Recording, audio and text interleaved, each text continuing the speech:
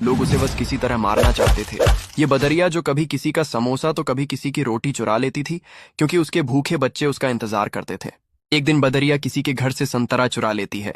तभी ये आदमी बदरिया को पकड़कर उबलते हुए तेल में डाल देता है। बदरिया बेचारी तड़पते हुए भागती है। इधर बदरिया का पति किसी की परवाह नहीं करता था। बदरिया जो चुरा कर लाती वो खा लेता और बस दिन भर सिगरेट पीता रहता था। लेकिन आज बदरिया कुछ चुरा नहीं पाई, तो बदरिया का पति उसको बुरी तरह मारता है और फिर खौलता हुआ गर्म पानी डाल देता है। बदरिया बेचारी बिलबिला जाती है। इधर बच्चे ये सब देखकर बहुत रो रहे थे, तो बदरिया बच्चों को अपनी छाती से लगाकर सुला देती है और फिर वह रात भर रोती है, क्योंकि उसके बच्चे आज भूखे सो गए। और सुबह होते ही बदरिया फिर खाना लेने जाती है। तभी उसका सिगरेट बाज पति उसके एक बच्चा को बाजार ले जाकर मांस की दुकान पर बेच देता है।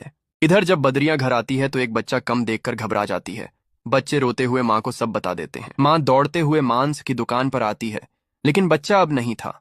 माँ फूट फूट कर रोती है और अपने बाकी बच्चों को लेकर जंगल चली जाती है और फिर एक नदी के किनारे घर बनाती है। बच्चे भूख से बिलबिला रहे थे तो माँ खाना लेने चली जाती है।